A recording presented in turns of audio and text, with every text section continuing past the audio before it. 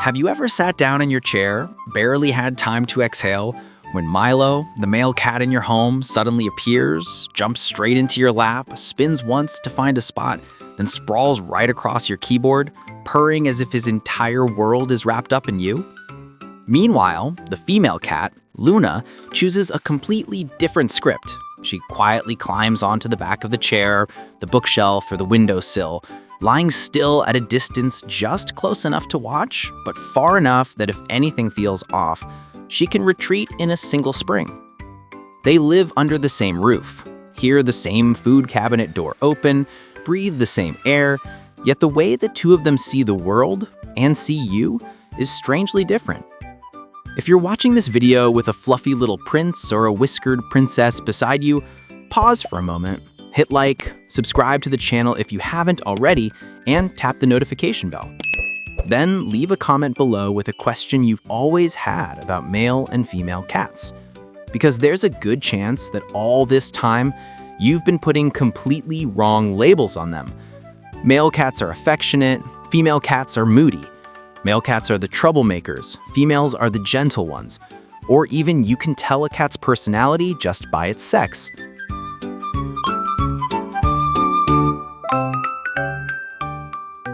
The truth is much more complex and far more interesting than that. Behind every head bunt, every time they lie right in the middle of your path, or every stare from up high, is an entire system woven from hormones, evolutionary roles, and early life experiences. Those are the things that make male cats more likely to cling to people, more likely to fire shots to guard territory, more likely to dash toward the door to explore, while female cats tend to favor high spots, prioritize stability, react more cautiously to any change at home, and love in a selective, quiet, but deeply loyal way. In the next parts, we'll peel back each layer one by one, from how males and females draw territorial lines, combined with marking and peeing in the wrong place, how they show affection, how they play and hunt, to their escape attempts outside, their sensitivity to social stress, and finally the moment of neutering or spaying, when the noise of hormones settles down and a cat's true personality has the best chance to show clearly. When you put all of this together, you'll start to see what comes from being male or female, what comes from how we raise them, and what simply comes from humans, misunderstanding the language of cats.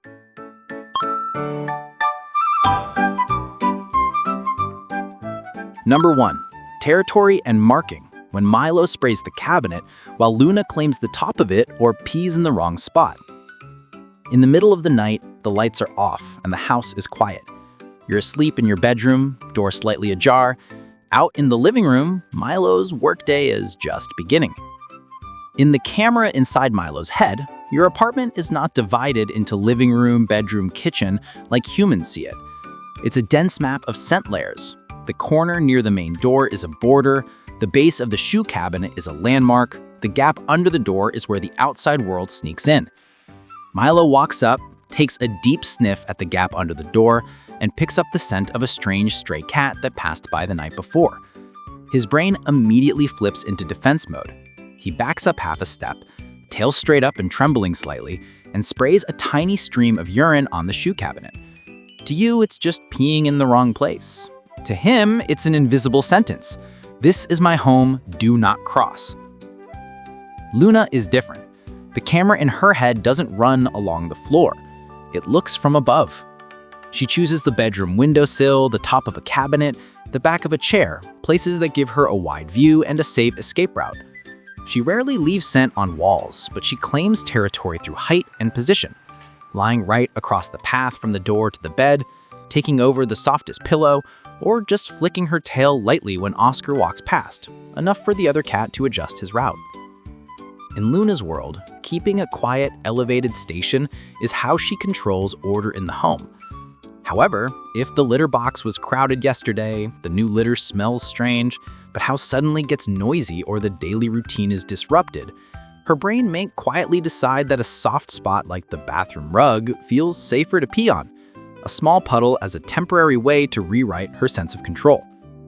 Scientifically, researchers have found that testosterone in male cats clearly increases the tendency to patrol and mark with urine, Spraying, which is usually on vertical surfaces in small amounts but with a strong, pungent smell.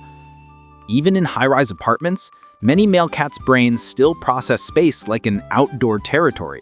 It must be checked, signed, and warned. In females, the brain prioritizes safety and vantage points. Over evolutionary time, most female cats had to choose nest sites and protect kittens, so high, quiet places with minimal physical contact became strategic assets. Puddles of urine on flat surfaces, like rugs, sofas, are more often a sign of stress, litter box dissatisfaction, or urinary issues than some kind of power struggle. In short, in most cases, male cats hold ground with scent and patrol routes, while female cats hold ground with height and gaze. But both can show insecurity through inappropriate urination. Tonight, if you want less smell and less tension on both sides, you can start with very simple steps. First, walk around your home and notice where Milo tends to spray. Near doors, corners, cabinet bases. Those are the hot spots on his territory map. Instead of just wiping quickly and using a scented floor cleaner, use an enzyme-based cleaner specifically designed for cat urine, one that actually breaks down the odor molecules your cat's nose can still detect. Then look up and see where Luna has chosen as her roof.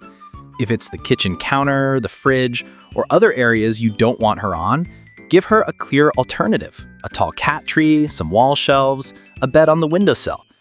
When there are enough allowed high spots to claim, many female cats naturally reduce their need to climb into forbidden zones. Finally, check the number of litter boxes, food bowls, and resting places. In a multi-cat home, you should have at least as many resources as cats, plus one extra litter box, so they don't have to fight for every little corner. For Luna, try reevaluating the litter box with more sympathy. Is it too close to the washing machine, the door, or busy walkways?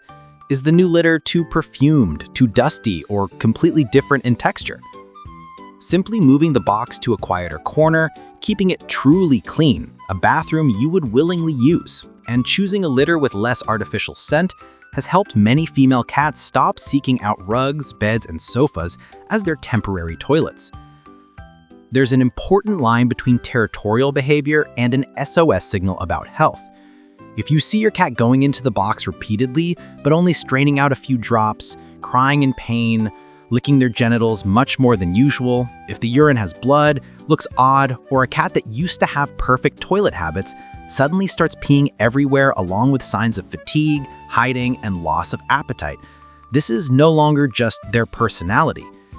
Especially in male cats, urinary blockage can become life-threatening in a short time. In that case, the only correct solution is to get your cat to the vet immediately, not wait a couple of days to see if it goes away. Number 2, affection and interaction. Milo is glued to you. Luna loves quietly but deeply.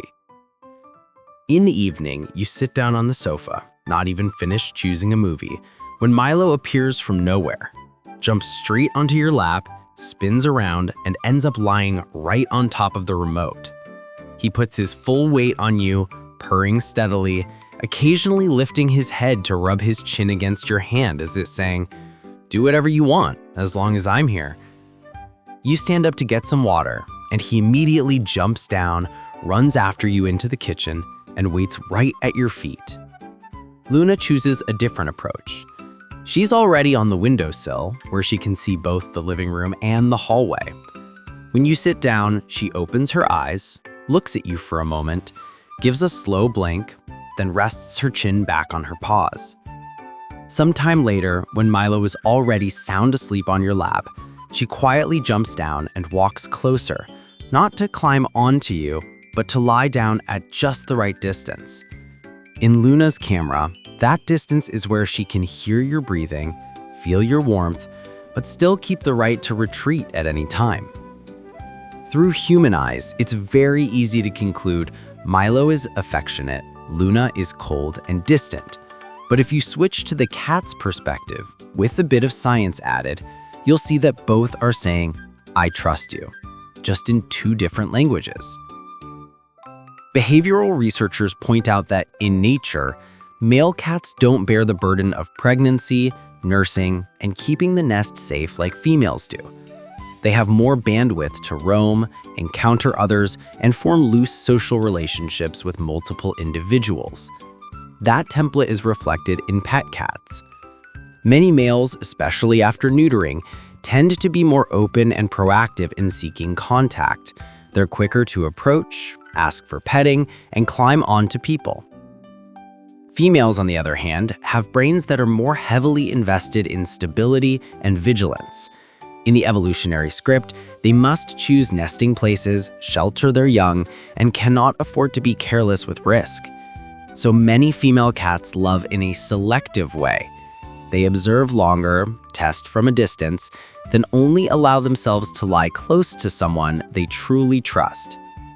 In most cases, when a female cat chooses to lie near you, even if not on your lap, it's already a very strong sign of trust.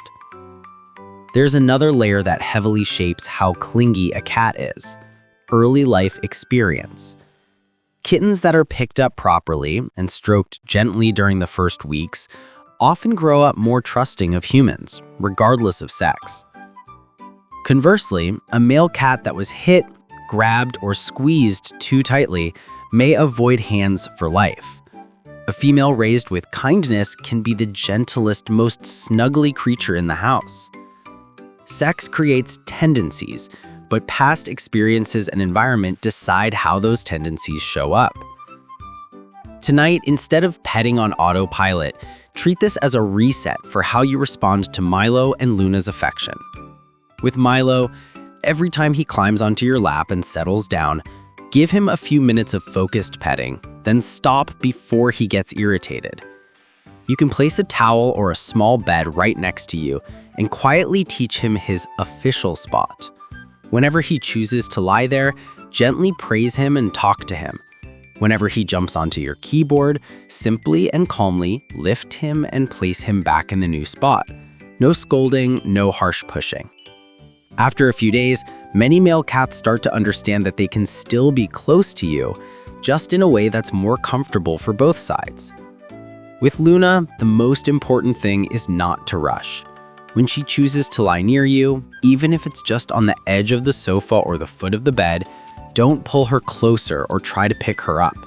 Let your hands relax, give her a slow blink, say a few soft words, and let her decide whether to close the distance further. A quiet high spot with a towel or shirt that smells like you is a wonderful gift for a discreetly loving female. It's a place where she can feel she belongs without anyone forcing intimacy on her. Regardless of sex, be cautious if a cat used to be very cuddly but suddenly avoids touch, growls or bites when you touch a specific area of the body, suddenly becomes too clingy, meows a lot, follows you everywhere, but eats less and plays less and looks tired, abruptly withdraws, reacts less, and no longer enjoys forms of petting they previously loved. Changes like these are often signs of pain, discomfort, or severe stress, not just a personality shift. If this lasts for more than a few days, especially with loss of appetite, vomiting, weight loss, or changes in toilet habits, that's when you should let a vet check things out, instead of trying to retrain the cat at home. Number 3. Play and hunting. Luna is the precision assassin, Milo is the hyperactive kid. Playtime. You walk through the living room holding a feather wand. Milo only needs to see the toy stick appear for a second before he launches himself like a rocket.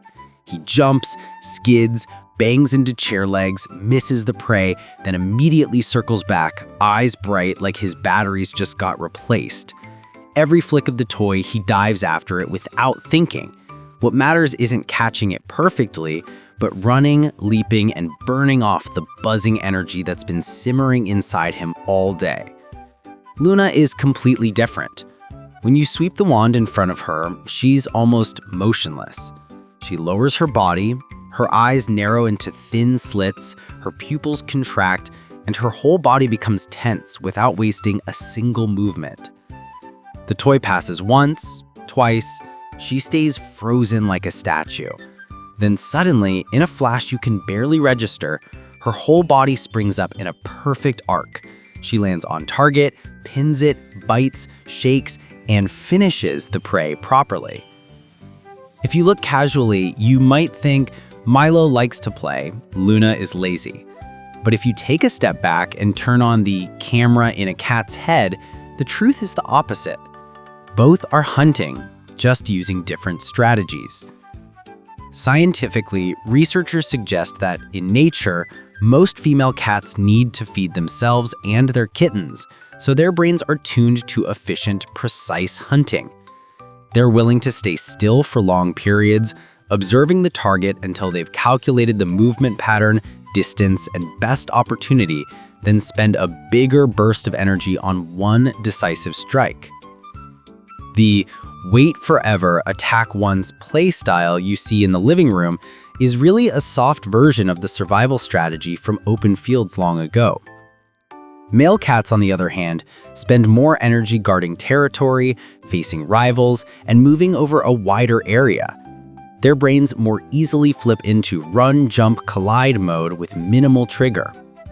Many male cats play explosively and chaotically, missed jumps, slipping, spinning, chasing anything that moves, from balls and crumpled paper to their own shadow on the wall.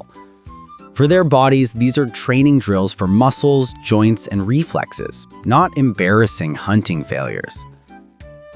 Tonight, if you want to speak each cat's play language correctly, you don't have to overhaul your whole routine. Just tweak how you handle toys. For Milo, short but intense sessions before bedtime can reduce his midnight zoomies. A few rounds with the wand or a small ball, moving fast and unpredictably so he can run, jump, and change direction, then end with a few successful catches and a small meal.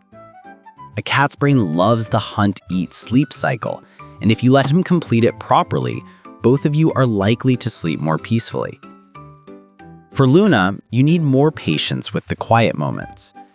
Once she's in stalking mode, don't rush to think she's not into it. Let's change games. Move the toy low to the ground, in winding patterns like real prey, slow down as she gets closer, disappear behind a corner and appear again. Give her time to complete the observe, calculate, decide sequence. And when she does pounce, you'll see how satisfying that rare strike is. Totally different from Milo's string of clumsy jumps. As with everything else, play has its red flags. A cat that used to enjoy play but now ignores all toys, avoids movement, just lies in one spot and breathes faster than usual, or the opposite, playing happily and then suddenly growling, biting hard at your hand, or repeatedly attacking one area of her own body like hips, back, or legs, often isn't just in a mood. It can be a sign of pain, strain, or underlying illness. If this lasts for a few days along with reduced appetite, weight loss, or vomiting, it's best to let a vet check things out instead of trying to retrain the cat at home.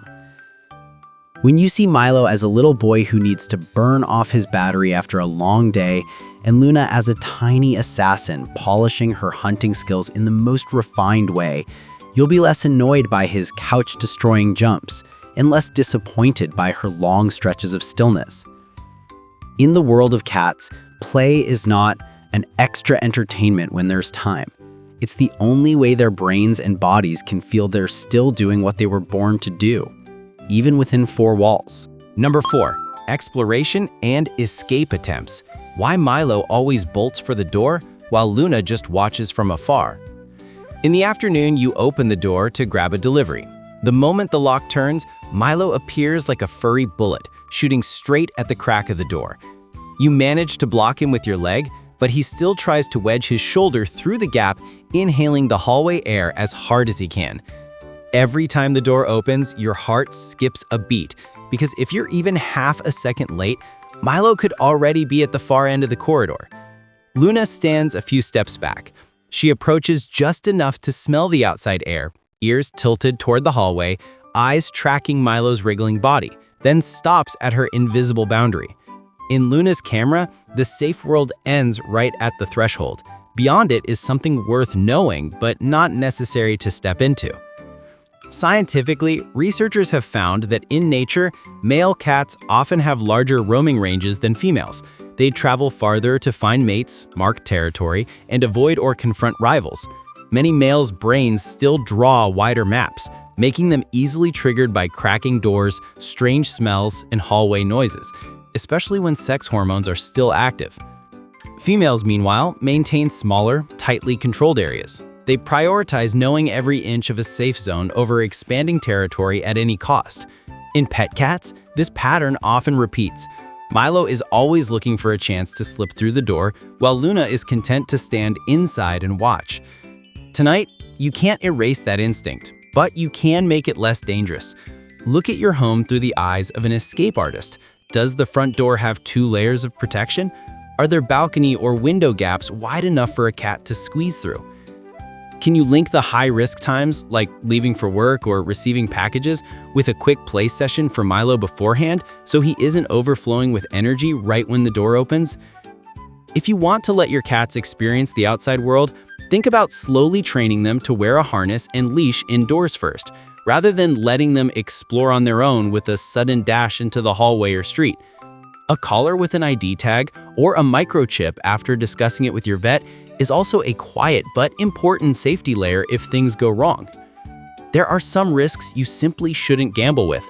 A cat that ran away and then returned with bite marks, scratches, limping, or obsessively licking one spot, or one that comes back reeking of garbage, oil, or heavy dirt needs to see a vet as soon as possible. A cat that, after a single escape, becomes obsessed with the door, meowing, scratching for hours, eating less, playing less, always tense like a drawn bow, is probably carrying more than just a fun little adventure memory. And if you live near busy roads, areas with many loose dogs, rat poison, traps, or chemicals, then every let them go out just to see is no longer an experience, it's a gamble. Once you understand that Milo wants to rush out not because he hates home, but because his brain still remembers he was born to go beyond 4 walls, and that Luna keeps a small territory but knows every corner because that's how she feels safe, you'll less be angry about sudden door heists. Instead, you'll focus on enriching their indoor world. Cat trees, window views, games, and time you actively spend with them. Sometimes when the world at home is interesting enough, the doorway outside becomes much less tempting. Number 5. Social behavior, anxiety and neutering or spaying, male cats as social butterflies, female cats as stability addicts. One quiet evening, you're on the sofa video calling friends. Just a few minutes later, Milo shows up, jumps onto the couch, wedges himself between you and the screen, rubs his head against your hand, and casually shows his soft belly to the stranger on camera. The door is slightly open. A guest walks in, and he runs up first to sniff, rub against their pant leg, and might even hop on the chair to sit with them like they're a new member of his social group. Luna takes a different role. As soon as she hears an unfamiliar voice, she leaves the sofa and moves back to the windowsill or edge of the bed. She doesn't disappear completely. She's still in the room, still watching, but she keeps a fixed distance. Every loud laugh, every chair scraping sound makes her ears twitch. If the conversation goes on long enough, Luna may stretch out and pretend to sleep, but her eyes stay slightly open, ready to retreat into a hiding spot in a single spring. In her camera, the presence of strangers is a variable to monitor, not an opportunity to make friends. Scientifically, researchers have observed that many male cats, especially those that are neutered and live in a stable environment, tend to be more social. They approach strangers more easily, actively seek attention, and tolerate a higher level of social disruption. In nature, males often have to accept overlapping territories, reading the intentions of many other individuals to avoid unnecessary conflict, so their brains are used to processing a diverse flow of social information.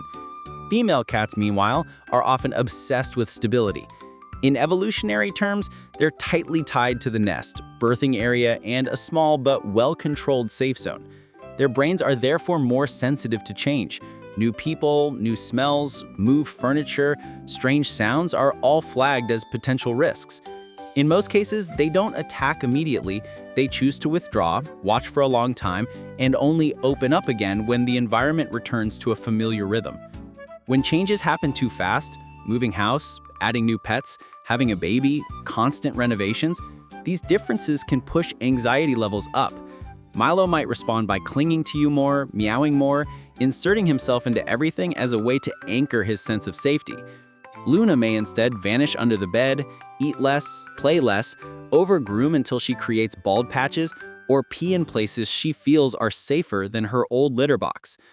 Tonight, instead of just thinking, this one is extroverted, that one's introverted, try adjusting the environment a bit so neither has to constantly hold themselves together. Keep some fixed points unchanged: the location of litter boxes, main food bowls, and favorite sleeping spots. If you have to remodel or move furniture, try to leave at least one intact corner for the cats. For big changes like guests staying for days or a new pet, give your cats a safe zone room with a litter box, water, bed, and a rule that guests and kids don't go in. Spend one-on-one time with each cat. A few focused minutes of play with Milo to help him burn off social energy. A few quiet minutes with Luna where you don't force touch. Just sit near her in a spot she chooses, so she feels that stability comes from you. Watch where Luna chooses to hide when the house is a bit noisy or there are visitors, and accept that spot as her official shelter. Don't constantly clear it out, don't drag her out, don't use it as a punishment zone. Simply acknowledging one stable, safe place helps many female cats lower their baseline anxiety. Regardless of sex, you should see a vet if your cat hides almost all day, rarely comes out to eat, doesn't play, and avoids even familiar people for more than a few days. Starts licking fur until it's bald in patches, chewing skin, scratching themselves, or clearly changes their eating and toilet habits. After a stressful event, moving, surgery, loud explosions, becomes extremely jumpy, breathes fast, eyes wide, and struggles to relax even in a quiet environment. At that point, it's no longer just a bit shy or a little cranky. The anxiety and discomfort are usually strong enough to affect health. A vet can help rule out medical issues and advise you on short-term medication support or a detailed environmental adjustment plan tailored to your individual cat.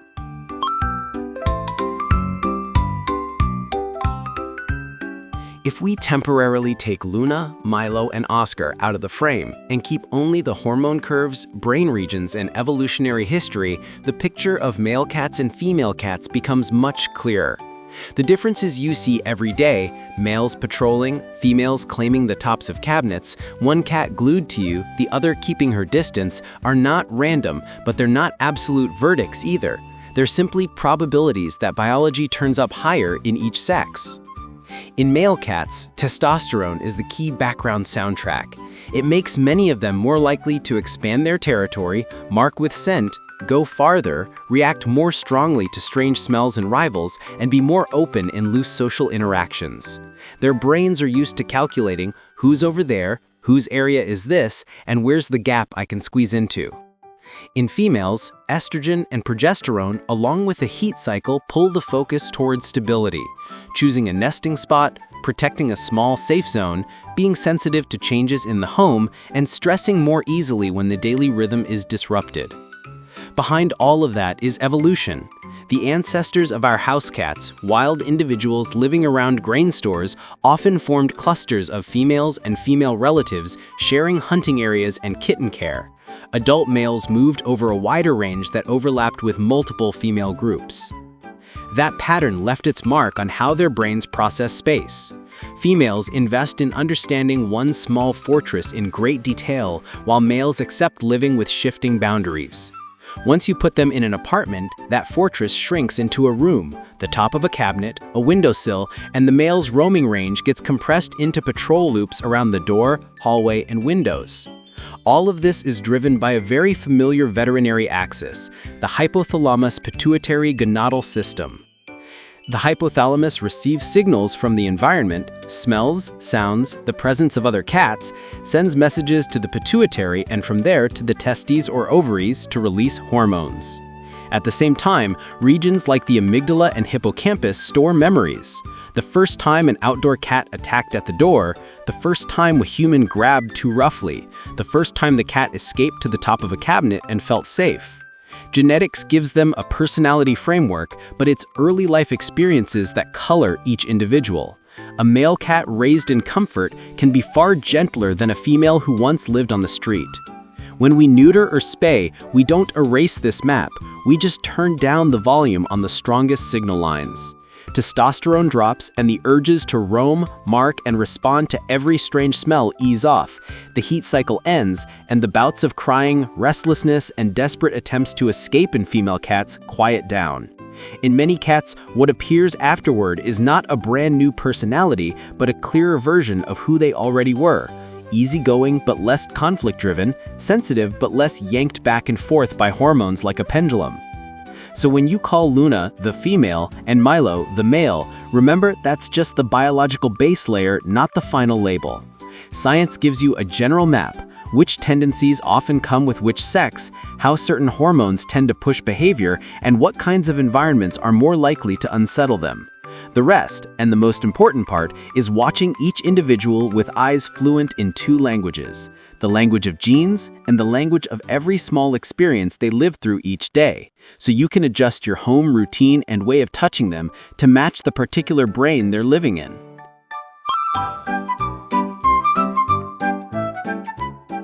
By this point, you've probably seen pretty clearly that many things we blame on male cats or female cats are actually misunderstandings. If you don't clear these old labels, you'll pick the wrong cat, misjudge their personality, and then handle their behavior in ways that make everything worse. Myth 1, male cats are always affectionate, female cats are always cold. In reality, sex only creates tendencies. Many males are more open, many females are more cautious. Whether one cat clings to you like glue and another loves you silently depends heavily on early socialization, experiences with humans, and their later living environment. A male cat that was grabbed, chased, or scared as a kitten can absolutely grow up to avoid people. A female raised in a safe, loving space can easily become the most cuddly ball of fluff in the house. Myth 2, male cats naturally spray everywhere, female cats are cleaner. Yes, intact males do tend to spray more, but timely neutering, reducing stimulation from strange cats, and providing enough resources, separate litter boxes, beds, food bowls, can make many males almost stop marking indoors. On the other hand, females can still pee in the wrong places if they're stressed or have urinary tract problems. Lumping every urine spot under male cat behavior is a very quick way to miss serious medical warning signs. Myth 3, spaying or neutering makes cats lose their personality and just eat and sleep. Spaying or neutering only turns down the volume of hormonal noise. It doesn't erase their character. Weight gain and laziness afterward usually come from unchanged feeding routines and a lack of exercise, not from surgery breaking the cat. In most cases, you'll see a clearer, easier to live with version of the same individual, not a totally different creature. A very common mistake is choosing a cat based only on, I want a male because they're more affectionate or a female because they're calmer. When you do that, you skip history and environment, the things that actually determine whether that cat can live well with you. Next time, instead of asking the sex first, spend a few minutes observing. Which cat approaches you on their own, and which one only dares to lie nearby? Which one panics at small sounds? What does their previous caregiver say about their eating, play, and toilet habits? The second mistake is responding with punishment, yelling, spraying water, pinning the cat down when they spray, growl, or hide. A cat's brain doesn't understand punishment, so they'll stop next time. It only learns that you are another source of threat. With a male that is already worried, the more you scold, the more he feels the need to mark to feel safe. With a female that is already scared, the more you grab at her, the deeper she'll retreat. The fix is to swap the question in your head from, how do I make this cat obey, to what is this cat afraid of, lacking, or hurting from, and then address the context, not your anger. Tonight, just skim through these questions. Does each cat have at least one high, quiet spot that no one takes away from them? Do you have at least as many litter boxes as cats, plus one extra? And are the boxes in truly quiet places, not by doors, washing machines, or noisy areas? Do you spend 10 to 15 minutes a day in focused play, not just a few absent-minded strokes while staring at your phone? Have both your male and female cats been discussed with a vet regarding spay or neuter at the right time? If several answers are no, pick just one small thing and do it tonight. One small change repeated consistently often makes a bigger difference than you'd expect. Red flags. Regardless of male or female, If you notice that a cat that used to be friendly now hides constantly, avoids touch, growls, or bites when handled, and this lasts for many days, they start grooming until fur is gone in patches, chewing skin, scratching themselves, or clearly changes their eating and toilet habits, their toilet habits suddenly change, going into the box repeatedly and straining, peeing on the floor, urine with blood, or an odd smell, then this is usually no longer about sex or personality, but about pain, stress, or illness. That's the moment to stop all attempts to retrain the cat and take your cat to the vet so neither of you has to guess an anxiety.